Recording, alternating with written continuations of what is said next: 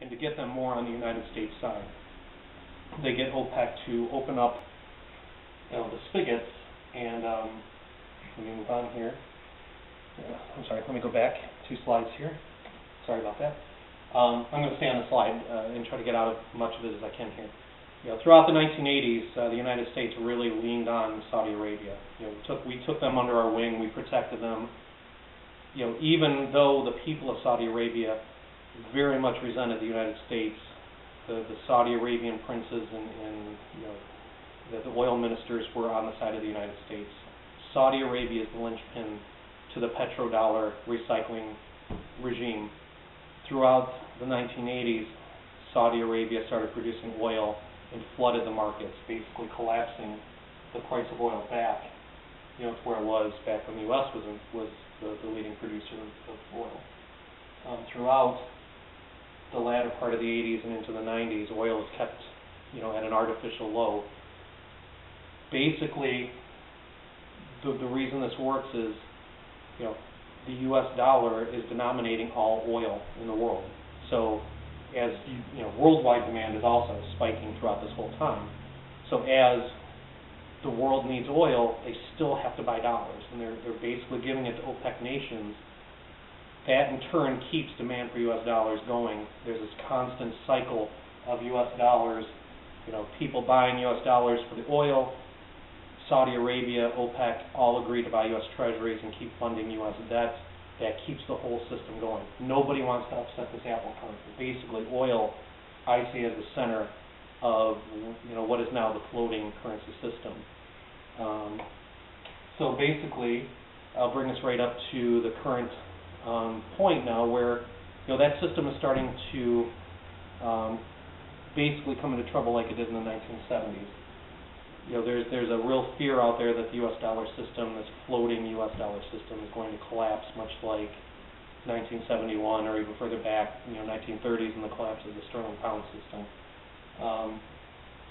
From now till then, at some point, I hope you can see by the charts, and trust me, there are worse charts out there that I could be showing you, things about U.S. debt, how unsustainable it is. The system is going to break. There is no possible way that the U.S. dollar system can continue without some major break. But from now till then, I still think we're still 18 months, maybe even 2 years away from a major break. I hope it's that long, but really a break like this could happen at any point. I feel from now till then, though, the U.S. dollar will continue to strengthen, mostly because there are no alternatives. The U.S. dollar, even as bad as it is still the center of the financial system. Without it, like the 1970s, like 1930s, things break apart. And if there's nothing to replace the U.S. dollar, the whole system of international trade is going to break apart. I think that happens anyways. They're just basically forestalling what I think is the inevitable at this point. But from now till then, I think you'll see the U.S. dollar continue to rise in value. Currently, you have Russia and China and a whole host of other nations that are antagonistic to the United States are working towards some alternative to the U.S. dollar. How long can Europe be expected to continue? They have their hardships too. At some point, like France, breaking with the gold system and demanding gold from the United States, somewhere in here, somebody is going to be the one to push that first domino. It's impossible to know when that'll happen. So once the U.S. dollar system is basically called into serious question, like the 1970s, if we go back again to the oil chart, where you see oil prices spike, I would expect that sort of action across all things imported into the United States.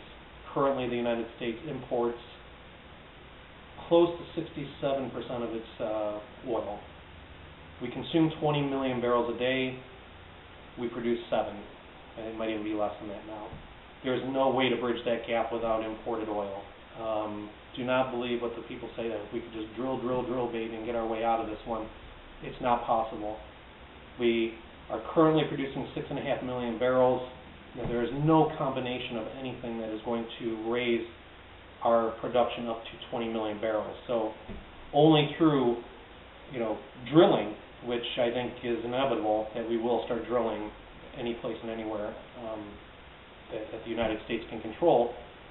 But the demand side is where most of this is going to come off of. Without 20 million barrels a day of consumption, a lot of things go away in the United States. A lot of the waste, which so much of our economy is based upon that wasted oil, which we're importing from other countries. I mean, that's, basically the takeaway from all of this is that this whole system allows the United States to pull all of these resources from the rest of the world, the savings and all the extras from the rest of the world, recycle them in U.S. dollars, and it gives the United States this huge advantage based on nothing but paper. We're sending paper out to the rest of the world. They accept it. When that acceptance goes away, the U.S. dollar system breaks, and basically everything the United States has built upon that system is going to go away with it. I think oil prices will be the final straw, unfortunately, for the United States.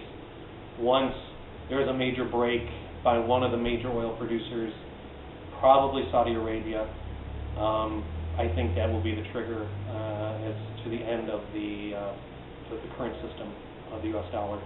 Once OPEC decides it will no longer accept U.S. dollars in exchange for its precious oil, pretty much the United States, at that point, the whole U.S. dollar system is going to break down, and there's not much we can do about it. Basically, that is going to be the end of my presentation here. Hopefully you found this, it's a very hard subject to break down, and this didn't flow for me as easily as the other two, because it's very halting, and I spent almost a week on this presentation, and it still doesn't encapsulate nearly half of what I wanted to show here. Hopefully this was helpful. You can understand now why other countries get very angry at the United States. It's not that they hate freedom. It's not that they hate the fact that the United States is using this system to basically extract resources from the rest of the world and give them no value in return. That system is going to fail sooner or later, and I fear that it will be sooner. So I will be covering hopefully a little bit lighter subject next week. Do be paying attention to the markets. Things are starting to get a little bit sketchy out there. And we've had several days down. I don't know that this is the start of anything big yet. I will be keeping an eye on it. But look next week for a little bit lighter subject. I'm going to be looking, I think, at peak oil, which is a much easier, it's not a light subject by any means, but it is a much easier concept to understand, hopefully, because so much of what I've talked about revolves around peak oil. So I think I will tackle that next. So stop back in next week around Thursday, Friday. Hopefully I'll have that presentation ready. Okay, thanks.